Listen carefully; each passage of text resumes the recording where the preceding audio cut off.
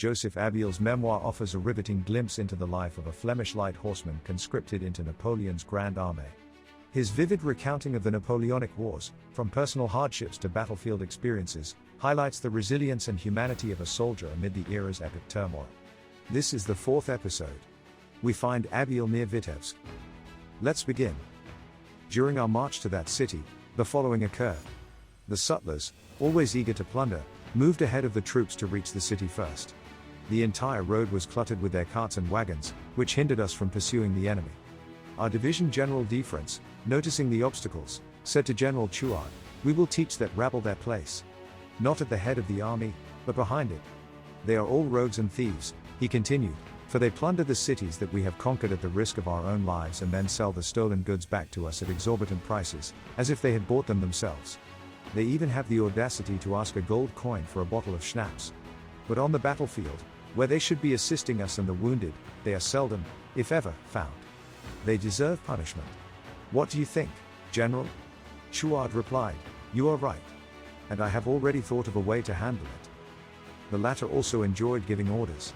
Therefore, he instructed our Colonel Blanket, a man of standing, not so old, but whose body was covered with 32 scars, to line up our regiment behind a forest. Meanwhile, our first regiment of carabinier was to advance as far as possible. And so it was done. We stood there for half an hour while a caravan of about 500 wagons passed by. Then General Chouard sounded the retreat. We pulled back at a brisk trot, shouting, "The enemy is coming, the enemy is coming." When the sutlers saw this, they cried, "Oh God, we are all lost." Screaming, they jumped from their heavily loaded carts and wagons and ran into the forests. "For," they said, "if our elite troops are already fleeing, those not accustomed to running, why shouldn't we flee?"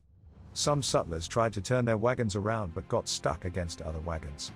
Therefore, they had no choice but to choose the path of the hare. Some of the horses, realizing they no longer had a master, wanted to move forward and others backward, but as the cartwheels were already interlocked, this was impossible. Some horses ended up in the ditches, while others struggled so hard they dropped dead. The commotion made by man and beast there was indescribable. During the retreat, I hastily took a keg, a small barrel, of rum from a cart. While we halted, an hour's march from the place where we had first been stationed, we had a lot of fun with it with the whole company. During this break, several divisions of French infantry passed by, who belonged to the vanguard. Hardly had they reached the wagons, when they plundered them empty.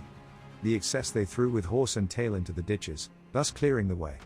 Many made a fortune, for many a wagon was loaded with gold and silver that the sutlers had robbed from barons and princes and in the big cities since the beginning of the campaign. In my opinion, this was a good lesson for those plunderers and misers, for in no time, the goods that they had gathered over a long time were divided among various hands and pockets. Yes, there was even fighting over the pieces and mocking of the hoarders, without checking what was going on, as often happens. Therefore, let us live and let live. When we again headed towards the city and passed by the sutlers, they stood crying and lamenting by their wagons.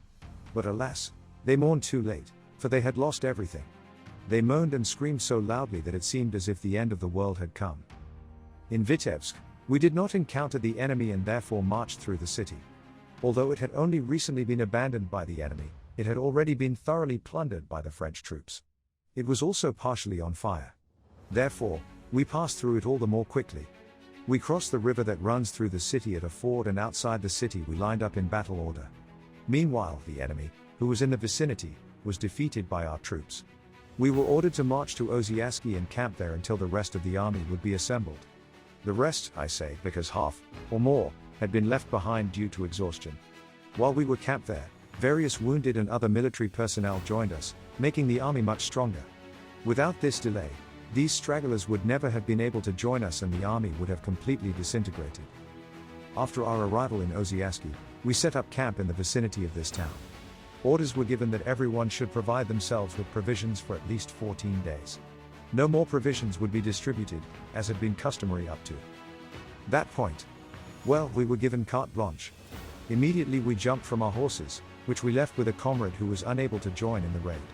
He had to tie up and keep an eye on 10 to 12 horses. We laid down our sabers and hurriedly ran in different directions, without knowing where to go. Together we arrived at a river, where we found a boat on the bank.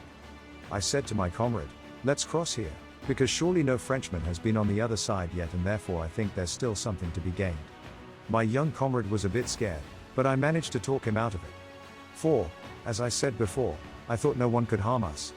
When we were on the other side of the river, we bravely and fearlessly ventured into the woods together, without knowing where we would find houses. For a long time, we walked through a forest that seemed endless. We were about to turn back, but because we did not want to be seen as cowards, we ventured deeper into the woods, until we finally found a village. The inhabitants who saw us began to bellow like bears, for they had never seen French troops before. They also did not know that we were already so close. The barons had told them that our army had been pushed back 50 miles, but that they should expect the worst if the French penetrated that far. For, they had said, these are wild people.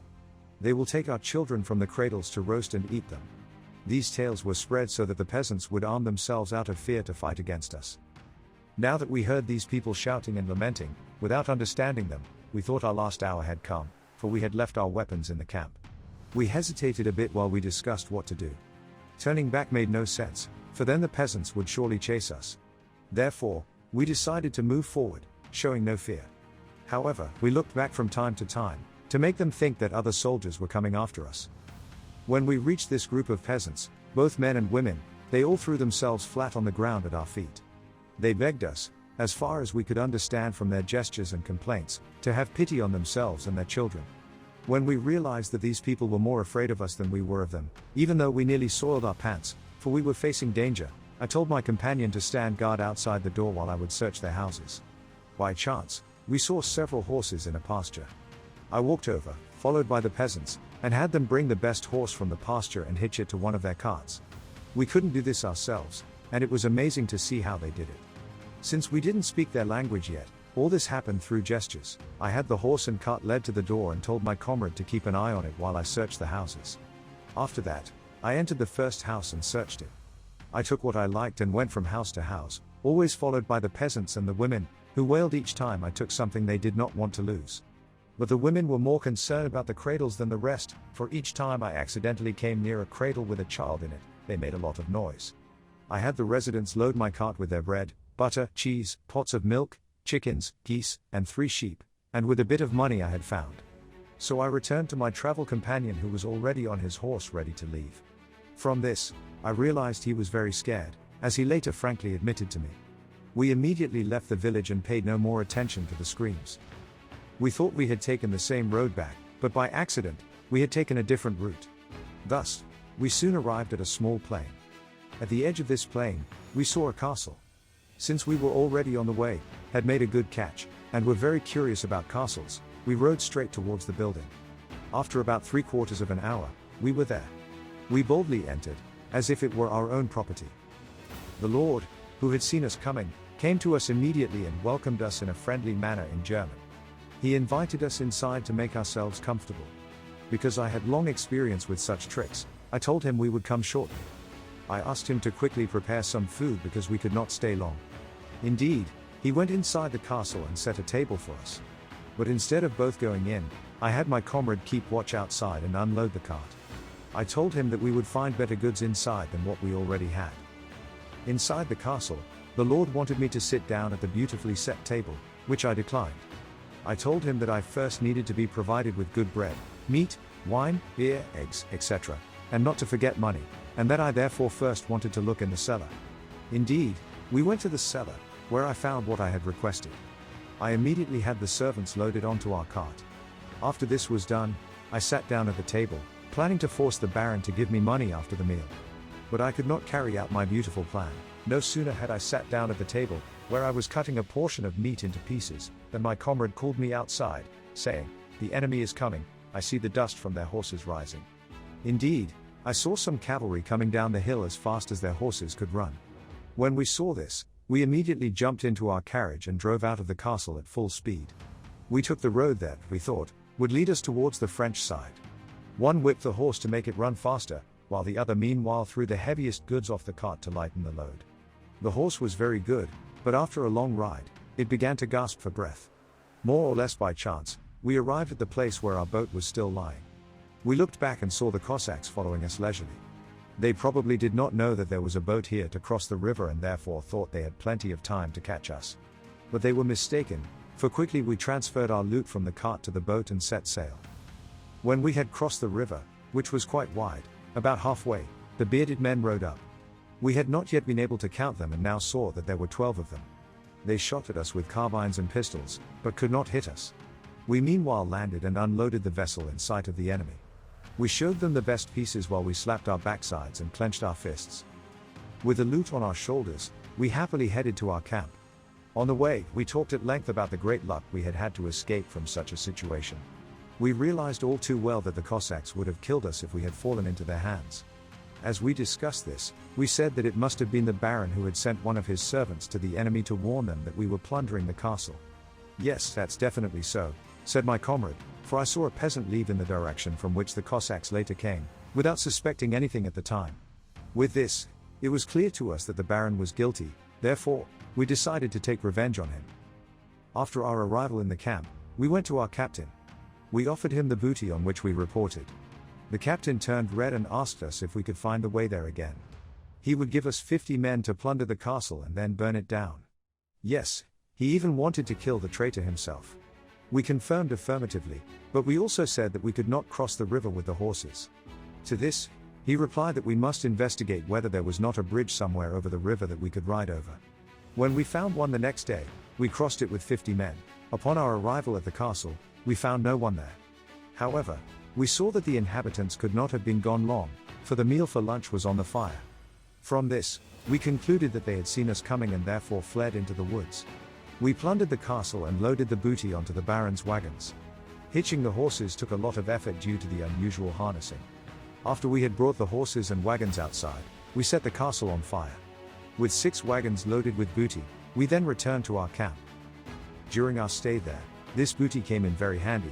For 2 days after our arrival there was nothing left to find in that region. In a short time, we had plundered everything within a 20-hour radius. In the camp, we took turns on the big watch every other day, which was very hard for both us and the horses because we had to stay in the saddle for 22 out of 24 hours, with only a half-hour break to take the bridle off the horses. We did this because we feared that the Cossacks, who were nearby, would surprise us during the fire watch. On the days when we did not have guard duty, we had to patrol at night. When we encountered the enemy, there was fighting. In short, there was always something to do, and hardly a night passed without us saddling the horses, for the bearded men visited us daily with their greetings, after which they fled back into the woods. We were in much greater danger here than in a regular battle.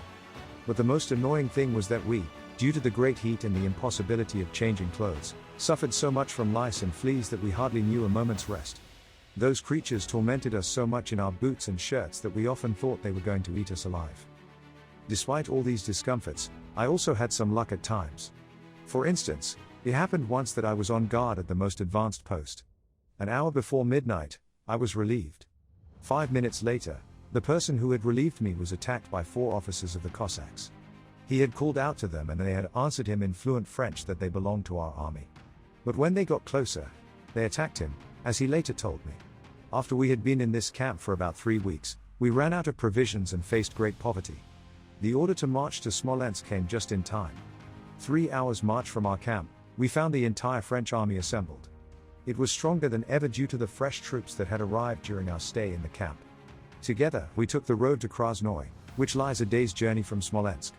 In the vicinity of this city, a bloody battle was fought with the enemy, who was in the city and on the other side of the river. After a long, hard fight in which we lost many men, the city fell into our hands at the beginning of the evening. We plundered the warehouses and made off with much schnapps, tobacco, beer, and other items. We entertained ourselves excellently all night in our bivouac, without thinking of the many brave men who had fallen. The next day, we crossed the river at a ford near a watermill, half an hour's walk from the city. We moved left across the battlefield, which was covered with the dead and wounded.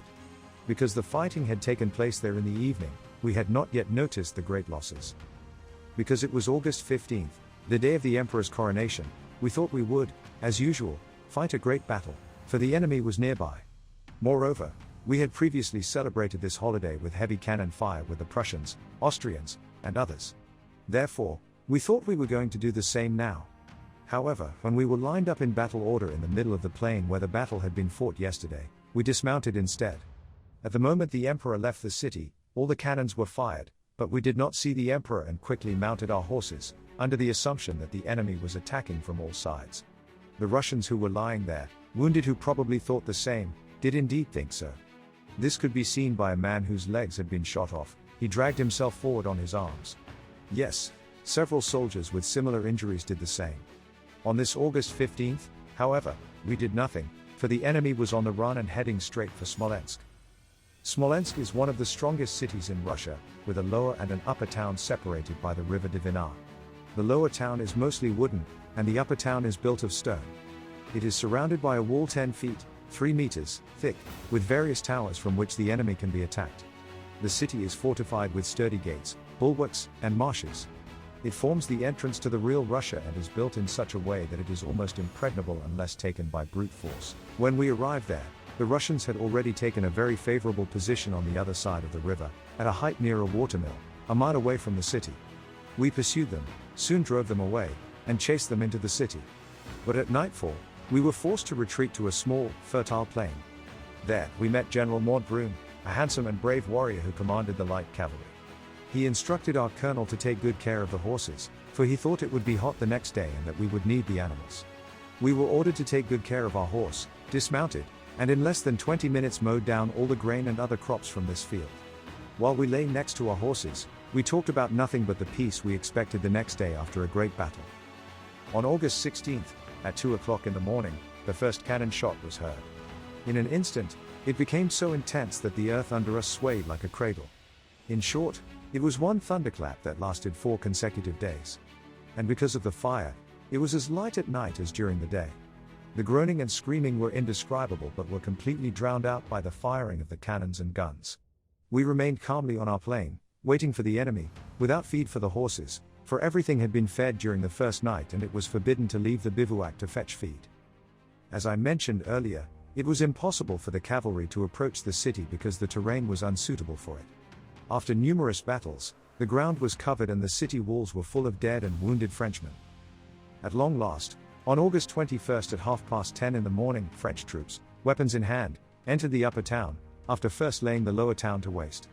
Many Russians lost their lives in this fire because they could not escape over the bridge in time. That bridge over the Dnieper had been set on fire by the Russians from the upper town to prevent French troops from entering the upper town. They did this even though they knew this was the death sentence for their comrades in the lower town, who thus lost their only escape route. Many people who were in the burning lower town, estimated to number 20,000, could no longer bear the heat of the fire and tried to flee over the burning bridge. But halfway across the bridge, they were almost suffocated by the smoke, after which they jumped into the water and drowned. As a result, many bodies soon floated in the river. As we entered, the Russians left the city, shouting and raging through another gate. The commotion, shouting, wailing, and screaming caused by these events made it seem as if the world was ending.